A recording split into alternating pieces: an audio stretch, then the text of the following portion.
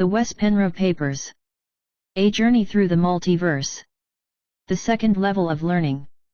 http://wespenre.com.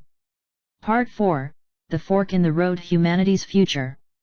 Humanity's Future, Paper Number 1. Life After the Nano Second, Part 1. The Dark Road Towards Extinction. By Wes Penre, Sunday, October 21, 2012. Revised, Saturday, December 15, 2012 at 11:10 a.m. http://wespenre.com. Part 4. 7.2. Can the fire burn out? The difference between the real heaven and hell, and what does Guardians of the Living Library really means?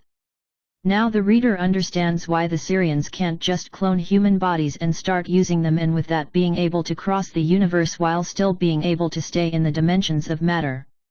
They don't inhabit the divine fire. So they need to count on us to help them get access to the Orion Empire and the heart of the Mother in order to become the kings of the universe. Lord Ea had no problem with transferring the fires from the Mother Universe and down the dimensions, because he too has the divine fire, being the direct son of the Mother Goddess. But the Sirians are not divine. This makes Lord Ea our brother by default, on a soul level. Now, let us look at what would happen if the gates to the Khaa, the Orion Empire, and the connection with the Mother Universe were closed on us. Here I need to add something Robert Morningsky included in one of his audio tapes, The Hidden Pearl 9. He said that some beings of the 96% dark universe are seriously thinking about forbidding humans from having access to their universe because of the way we behave. They don't want us there. What they are talking about is that they would rather have us live under the illusion that the 4% universe is all there is and not letting us get free and explore the rest. So, this is another reason why we have to change our ways very quickly, because if we don't, we lose our support. Humankind has a destiny, as it seems, and this destiny is as divine as can be, so let's not lose it. It looks like we were not only meant to be emissaries of the goddess, but also the guardians of the living library. We will be the library cards to this new living library. Through us, when we have gained our abilities, star beings can get access to the living library and learn something new, but only on the level which they can responsibly handle the information. So, ultimately, when a star being comes to Earth and gets access through us, they can learn through nature what they need to learn. We can help them evolve through matter, even if they themselves can't enjoy it in the same way we do. Isn't that a divine mission, if anything? Unfortunately, as things are now, the Sirian Alliance are banned from Orion, so the living library won't help them in that regard. Therefore, they have little respect for all living here on Earth, and has taught their minions, the global elite, the same disgusting manners. So, should the Sirians get another chance to come to the Orion Empire and get access to the Angle, the goddess upper dimensions? The Sirians indeed want access to the heavens, but on their terms. They have become so proud that they refuse to acknowledge the goddess as the prime creator, because that would not only put them second, but equal to all other star races, once they get to heaven. This is unacceptable to them, seeing themselves as heirs of the universe. They want to be the gods of all other star races in the universe, who then will get down on their knees and obey them and do as they are told. This, of course, is why they say that God is masculine. They have already postulated that in the future this will be true, and they want to put out the idea that it already is so to solidify the thought. And as we know, if we put enough energy and intention in a certain direction, it's bound to come true, unless someone else put an equal or bigger quantity of counter-intentions towards that goal, or better yet, set another goal that nullifies the original goal. This is being done, and is a major part of the wars in heaven. Who is going to get control over the universe? Can we really blame the inhabitants of the 96% if they don't want us in the heavens the way we are acting out right now? It makes more sense now, doesn't it? The archenemy of the goddess, the Sirians, are fire riders. They will ride our fire right into the Angle and together we pollute it. If Heaven's Gate closes and humanity we can no longer access these realms. For an individual to get past the gate, they must prove that they are pure from Sirian influence, and by behavior show that they are not going to pollute the divine realms of the goddess. It gets harder and harder to get in. But back to question number 2. The goddess did send out her angels to teach both mankind and other star races trapped in the Sirian 4% universe how to get to heaven, but were also meant to work for all being in the universe. Just because beings are not trapped by star races like the Sirians, it doesn't mean they know everything. Just like us, they are in different stages of development, physically and spiritually. However, the plan didn't work as expected. Just like here on Earth, enlightened beings have been rejected and attacked, and their message has been twisted and distorted. This led to a change in plans. The new divine plan is to have 12 living libraries activated in the universe, so that those who are willing to learn look for the answers themselves instead of having angelic beings giving it to them, or giving them hints. This way, the responsibility to evolve to the heavens comes on the individuals themselves. A brilliant idea. However, the 12 libraries are interconnected in the sense that they all must work in unison to accomplish their goal. It is too much for one species, such as mankind, to hold the vibrations necessary to guard all the information. Hence, we have help from other beings on 11 other worlds across the universe. There is apparently one more living library in this galaxy, and one in the Andromeda galaxy, about 2.2 million light-years away. Where the rest are, I have no idea at this time. Star beings, living in the 4% dimensions can still learn how to get access to the void, but it's much harder without the living libraries. We, as human beings, have a responsibility to get this library working by raising our frequency enough to hold the position as library cards. Now you also see why star beings who are watching us find it extremely important to keep the living library intact and prevent Earth from being destroyed. The good news is that due to how the multiverse works, we create our own reality. Individuals can break out of an ingrown pattern and create a different reality by changing their belief systems and their thought patterns. The multiverse will adjust to all our changing paradigms. This way, if enough individuals start vibrating on a higher frequency, we create a new Earth, which does not allow the lower frequencies, emitted by the Sirians and their technology, to coexist with us. This way, we can still be the card holders, without having all humanity following the same path. But it doesn't come easy. This is why the most important thing we can do is to work on ourselves. I can't stress this enough. If you work on yourself, you also work for the benefit of humanity and the rest of the 100% universe, because you bring others up there with you by their matching your frequency and your intentions. When your frequency vibrates in alignment with truth, other people who have the ability to feel it, will tune in and start having epiphanies. This galaxy, our own Milky Way, has 2 major portals. One is in the galactic center, the womb of the mother, where stars were and still are born, and one is in Orion. There are a lot of other ones, like in Ursa Major, but the galactic center and Orion's belt are the 2 important ones. When Nekh.tt, the Queen, noticed that this infamous, and much feared, wolfen/reptilian race from Sirius in their quest to conquer the universe came close to Orion, and more importantly, Peshmetan, the 9th passageway, she had to act. This is why the contract between Orion and Sirian King of Kings had to be written and the business marriage between the 2 needed to be done. By doing so, the Queen, from her position in the physical universe, could keep an eye on the overlords. This didn't work as planned, because her husband, the King of Kings of Sirius, in secret used his son, Lord Enlil, to invade Earth, and his Aryan wife had apparently been manipulated by him, and did not report back to the Queen. So one could say the takeover of Earth happened due to a conspiracy between Enki, Ninhursag, Enlil, and Ninlil, Enlil's Aryan consort. Then, what is hell? Is this a real place? First of all, if we really believe something to be real, we can manifest it. A Christian who strongly believes in the biblical heaven and hell can manifest both through their belief system. That doesn't necessarily make it real, but more like the worlds that Q is manifesting in our example above from Star Trek. The discarnate fire may experience either or, depending on where they think they deserve to go, but eventually the illusion will shatter, and the fire will realize that it was not true. However, there is another hell that is definitely real, and although you don't burn in an eternal fire, it is almost as devastating. This hell is not yet created, but is more or less in the making.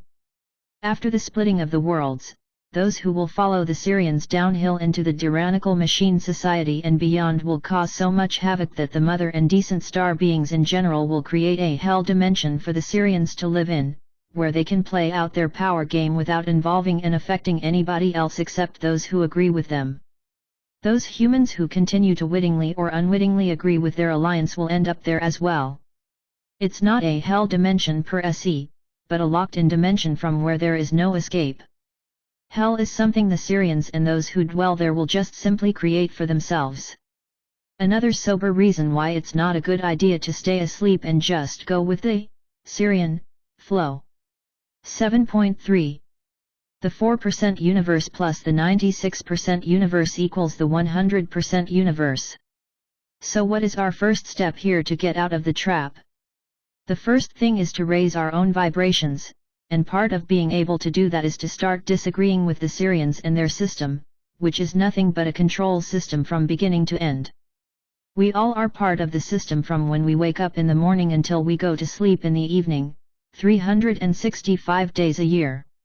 All that has to go, so we need to claim our own sovereignty and become multidimensional, which ultimately means multidimensional in the KHAA, but we automatically also become multi-D in the 4%, now being able to perceive 100% of the universe. The DNA exists as a blueprint inside the millions of fires that make up the soul, the big fire. The divine human template is reproduced through sex, but the fire waiting to inhabit the fetus has the ability to shape the fetus relatively freely by manipulating its DNA. Normally the baby grows up, looking somehow like its parents, but in many ways it doesn't as well. So we can see how the fire to a certain degree, both before the fetus was born, and throughout the lifetime shapes and reshapes the body. If we had the knowledge, we could basically reshape the body at any time to look how we would want it to look. Today, without this knowledge, our bodies normally are just a reflection of how we feel, emotionally. A happy person has a healthy, often attractive body, while a deeply depressed person transmutes some of these emotions on the body. This is also often how we create our own diseases. However, the Sirians have limited us significantly, so we rarely know what we are doing, and why. We are so heavily manipulated that black almost literally has become white and vice versa. They feed us with opposites and tell us that those are the truths. It's very clever, because if someone starts seeing through it and teach her the truth and it's the opposite from what the majority have been taught, almost no one is bound to believe him. There are a million examples of this, but the most serious one is the myth about the 4% universe. The Sirians tell you through their minions, the physicists, astronomers, and astrophysicists, that the universe we see in the telescopes is all there is. There are certain galaxies out there with stars and planets etc., and in between there is a large amount of empty space. We say that this empty space is the majority of the universe and creates enormous distances between the stars. In fact, the Sirians have turned off our DNA to such an extent that we can more or less only perceive 5 senses, which is the third dimension. The rest of the DNA is dormant. If we only see 4% of the universe, where is the other 96%? Yes, we call it dark matter and dark energy, but is it really dark? No, only with our perceptions it is. Think of it like this. You stand in a room full of furniture, paintings, TVs, and a lot of other things. You can see it all very clearly. Then you turn off the light in the room and everything turns dark. Then you lighten up 4% of the furniture and material things in the room but let the rest remain dark. Does that mean that the other 96% of the furniture in the room don't exist anymore? Of course not, it's just that you can't see them with your eyes, which only perceives darkness except with the 4% of the room which were lit up. This is exactly what the 96% and the 4% of the universe are about. In reality, all 100% of the universe is there if you could only perceive it. The 96% looks just like the 4% and they blend together into 100%. Then you can imagine the vastness of the universe. But the Sirians wanted to create this mystery and this darkness to create the illusion that we are extremely isolated, and there is not much hope to reach the stars. This has helped keeping us trapped here. Once we realize this and the grid and the quarantine are removed, and the Sirians' mind control is losing its grip over us, we will see the universe the way it really looks. If we think it's vast now, it's nothing compared to how it really is. And the distance between star systems are not huge at all. However, because of the vastness of the whole universe, stargates or nano-travel are required to travel long distances. People have asked me if souls can die, and what happens with them when a universe has completed its cycle. According to my knowledge, souls can't die, or more correctly, fires cannot burn out. And there is no space weapon which can kill the soul and terminate it forever. However, there are weapons which can paralyze the soul and make it unconscious for some time, but the fire can't be destroyed once it's created. Still, there is one case scenario that we want to avoid to the best of our abilities. Space wars, both those who existed in the past and those who still exist, are more often than not fought in other dimensions. Sometimes the space soldiers have hybrid bodies they use in the combats, and sometimes the wars are fought between onto energetics, or a mix of them both. To kill a hybrid body is not considered a big deal. When a star race has evolved to this point where they can participate in space wars, losing their spacesuit is not a big deal, and losing a spaceship is collateral damage. However, in serious wars, the weapons used are not particularly aiming primarily at the spaceships or the hybrid bodies but at a person's avatar. If the avatar/light body is shot to pieces, the fires that make up the big fire, the soul, dissolve as well and start floating in space without any vehicle to hang on to. Apparently, regardless if the fire is an onto-energetic or inhabiting a physical body, she needs the avatar to navigate the universe. So, if no one is picking up the fire who's lost her avatar, this fire is going to keep floating in space, potentially forever, and eventually the millions of super tiny orbs will dissolve, and the being loses her personality and returns to becoming one with the universe. If, on the other hand, the fire is being picked up, I am sure there are ways to create a new avatar. It was once created by the founders, so technically, it could be done. Still, I'm only guessing this, albeit it's the most logical thing to consider.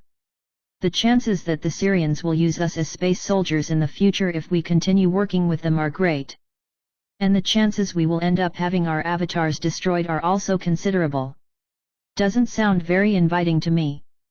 Still, this is most probably what awaits us if we choose the Sirian machine world before our personal freedom.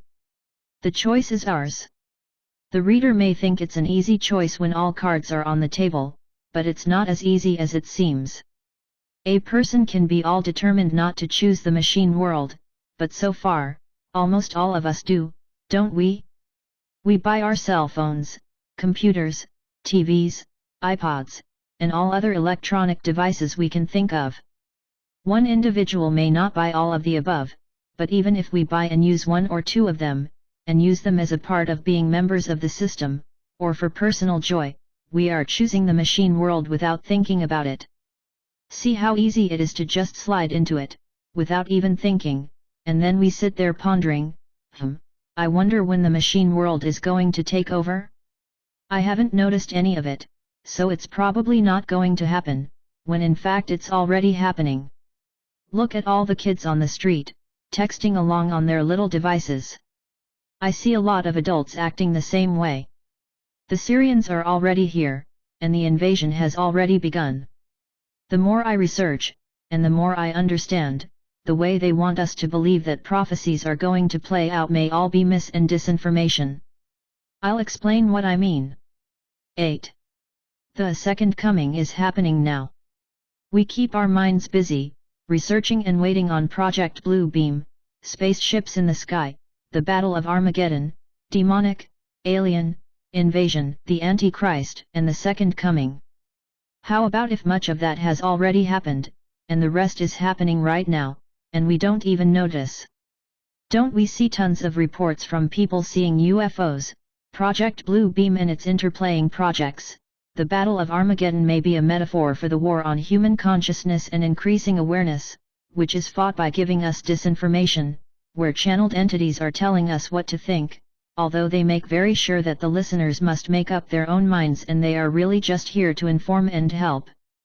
Well, if we think about it, no matter how nice they are and how much sense they make, it doesn't matter even if they tell us to make up our own minds.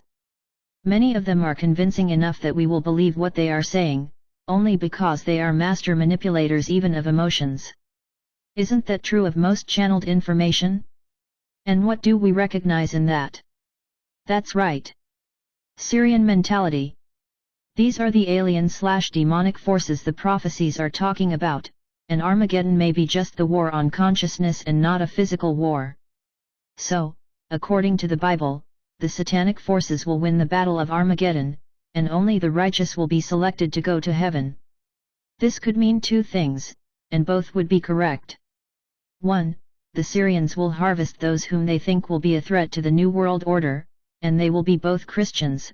To show people that the prophecies are reliable, they sacrifice the Christians in a fake rapture, which has been the plan all along, and New Agers, who believe in the harvest and in being beamed up to higher densities, or taken off planet in spaceships, which may very well happen to some, although it will be a trap and these people will be killed or manipulated and used in the most horrific plan.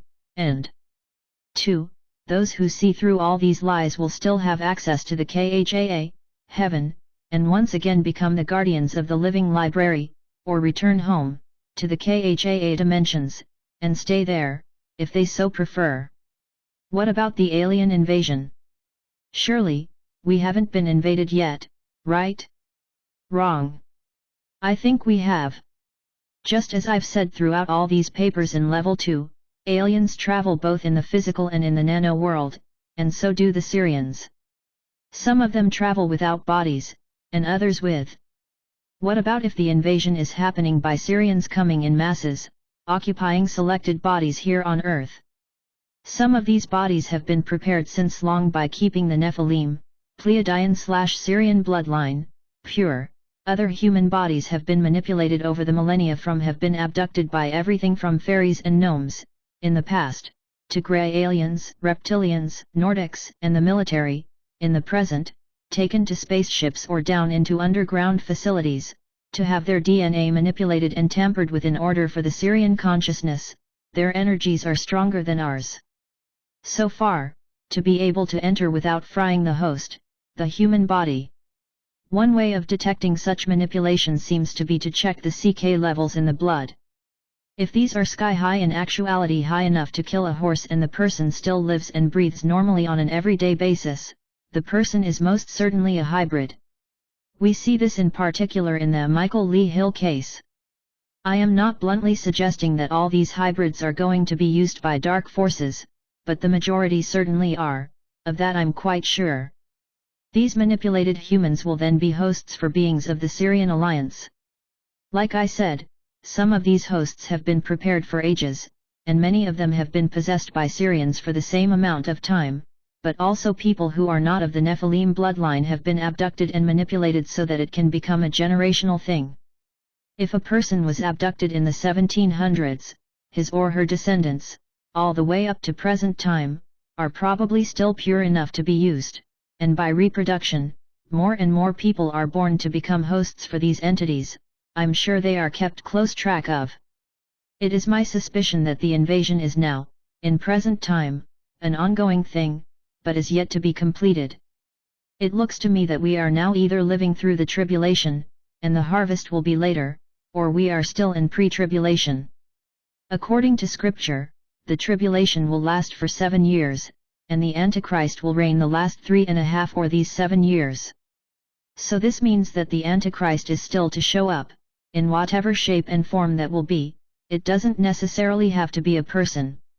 Perhaps the passing of A.M.E/Nibiru this time around, if such a body is actually existing as described by Sitchin and others, is solidifying the beginning of the tribulation, and the effects of the incoming will last for 7 years. Either way, I start to seriously believe that the second coming is the second coming of the Sirians, only this time it is silent and they are not letting us know like they were in ancient times, when they were worshipped as gods. The King of Kings, who will rule this world in peace for 1,000 years may be Nanner, but more likely, he will choose someone else to be the King of Kings here on earth, perhaps you too or another close relative. At this point in time, the king may not even tell us he is not human, and when his body grows old, the same being will continue reigning in a new body, perhaps as the son to the previous king. We humans may think it's a father-son thing, when in fact, it's the same person inside a new body. Then, when the 1,000 years cycle is over, 1,000 years is nothing for the Sirians, it may be time to invade Orion. We think that peace will bring happiness to the world and that peace is what we all want and need. Well, it shouldn't be, because peace is not what we want if a hidden tyrant is sitting on the world throne. I am not saying we want war either, but peace is what the Sirians wants, because if we, the masses, are at peace, that means we are not rebelling or opposing, we are obedient, peaceful slaves. Thus, the meaning of the King of Kings bringing 1,000 years of peace to the world may just as well mean that a tyrant is creating a peaceful world, where everybody is peacefully obedient. This gives another meaning to the word peace, doesn't it? The machine world is starting to rise out of the ashes from the bird phoenix, which perhaps died in 2008, with the recession and the financial meltdown. Or perhaps we are still waiting for a unifying event and a primary event, which will anchor the new world order in time and space. If so, surely the meltdown was not enough to do so. It remains to be seen. What we've discussed here above is one version of what could be going on behind the scenes, and overall, it seems to me quite plausible. 9. Breaking the endless cycle of reincarnation. We can just as well face it, we are all going to die one day, and our life force will leave the body. So how do we carry the information with us and remember it the next time we reincarnate? What is the use in learning all these things if we are to forget it in the amnesia implant station? We'll see if we can answer these questions to some extent in this section. In the New Age and spiritual movement, people often think we need to reincarnate to eventually evolve to the next level, i.e. the next density or dimension. They believe that we have a lesson or two to learn each lifetime, and it builds up and we become wiser and wiser. The between lives area, blat, then becomes a resort where you rest in between incarnation, and mingle and have a happy reunion with dead relatives. Although there seems to be some truth in this, it's not at all the purpose with reincarnation and the blat. It's all set up to trap us, like we have discussed in these papers. We don't even necessarily get wiser by accumulating life events that carry over. Because we usually don't remember them, instead they become unresolved and unfinished business which build up ridges of energy around our light body, just to transfer over to the next physical body, which in its turn carries genetic memories from the bloodline, including unresolved issues as well. This creates inner conflicts in individuals, who find themselves having issues in the present lifetime which they can't explain where they come from. Of course, resolved problems and carried over completed learning lessons can be relatively helpful and in a sense helps the person evolve under the circumstances of our earthly existences. But overall, reincarnation is severely halting the evolution of a being, who could, if amnesia hadn't been implemented on them, had learned their lesson many times faster. But aside from these arguments, it's all a trap and can't be beneficial for any of us. However, the only reason the Sirians can keep us trapped in their system, which does not only include the earthly system, but expands out to include the afterlife as well, is because we are ignorant of what they're doing. Once we are aware, their system falls apart and can no longer be sustained. And they can't keep us trapped here, either, if we refuse to do what they want us to do. When we die, one of several things, or a mix of them, can happen to an individual. One scenario is that the deceased is being helped with the crossover by their so-called spirit guide, or guides, who lead them to the tunnel, which sucks them into the light. The deceased often feels joy and increased awareness during this process, relieved from not having the physical body with all its programming to carry around anymore. On the other side of the tunnel awaits them either deceased friends and relatives, or Jesus, who will carry them further to heaven. Others, on rare occasion, have told a darker story about going to hell, seeing demons and dark spirits. It seems pretty much that people go where their belief system take them. If they have very strong religious beliefs, for example, they may go to a place that corresponds to that. In part, they make it up themselves, but there are versions of the afterlife which already corresponds with Jesus, the devil, Mother Mary, or whatever it may be.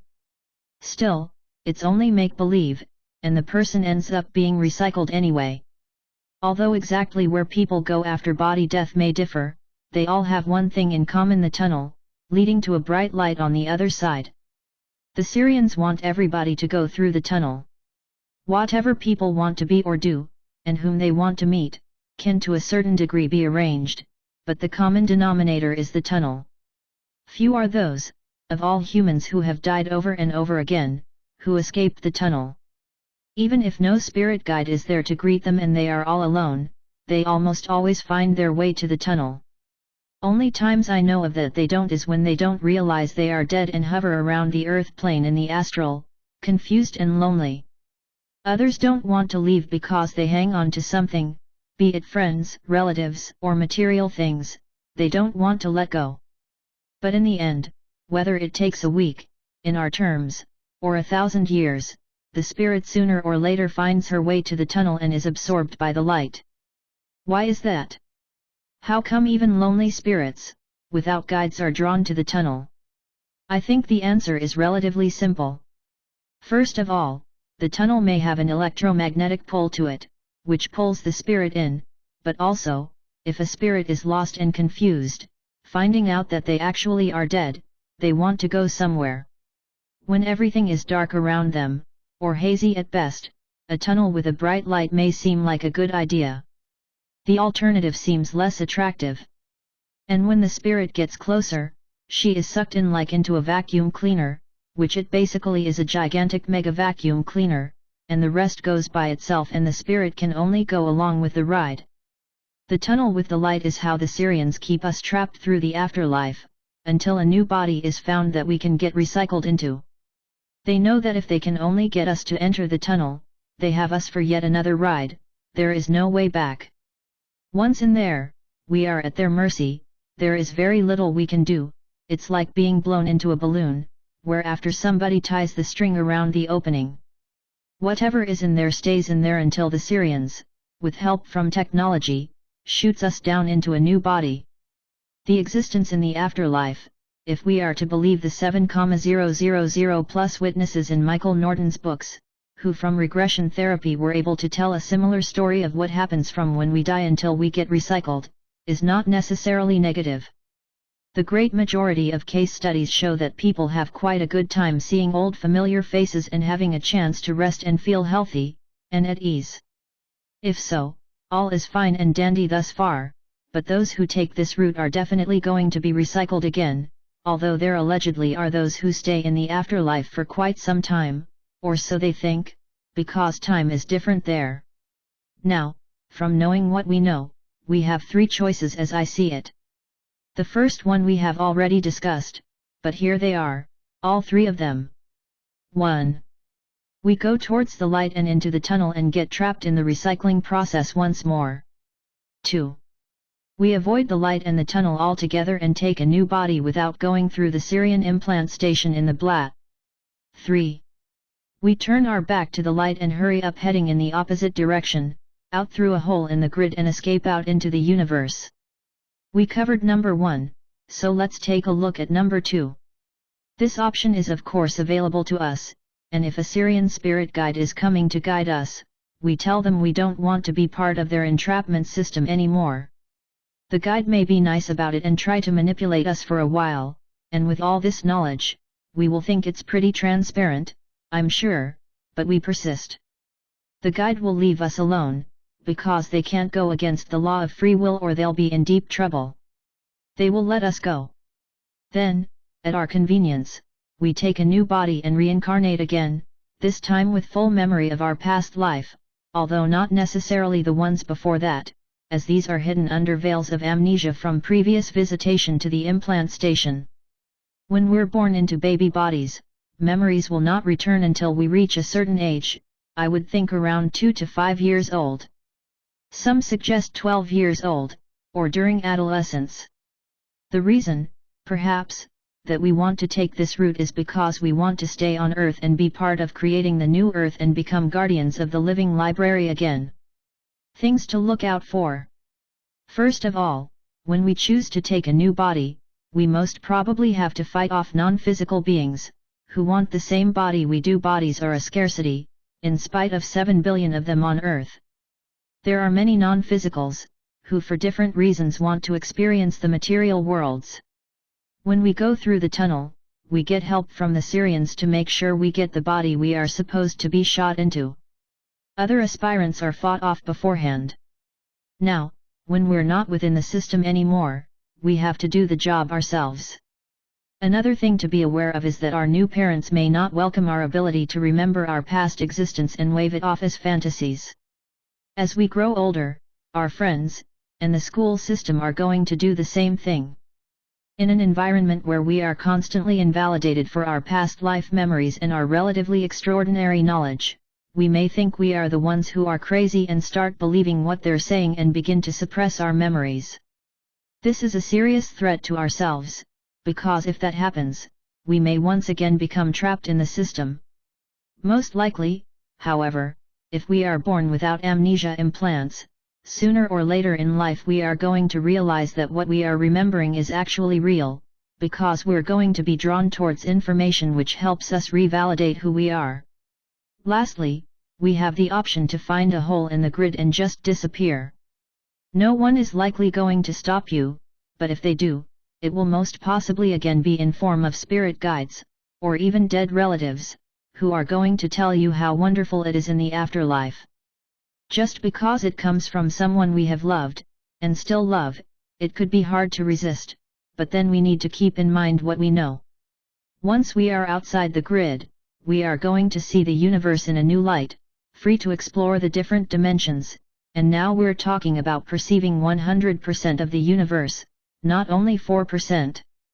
By just thinking a thought, we can move from one place, or dimension, to another. Things to look out for. The only problem I know of when choosing this option is when we run into other star beings.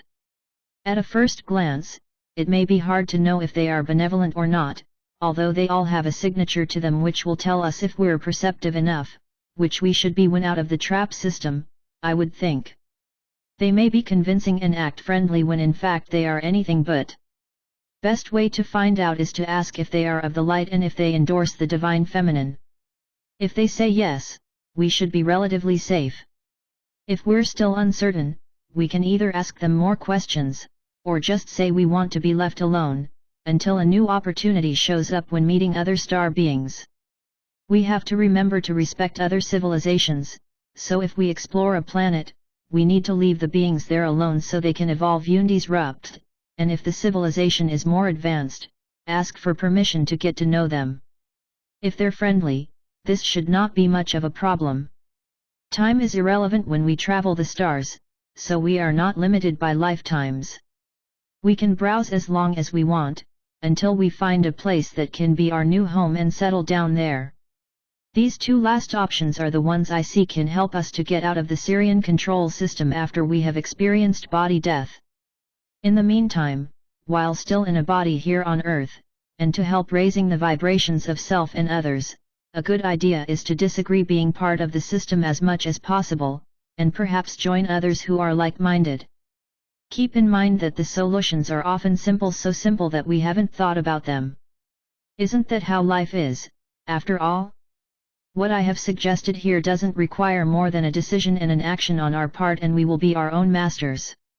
It's just a matter of taking the step and do it. All it takes is courage, and the realization that nothing bad will happen if we break our patterns. After all, it's the system which has taught us that it's dangerous to think and act on our own. We just need to understand that it's all a lie in order to keep us trapped. It's called mind games.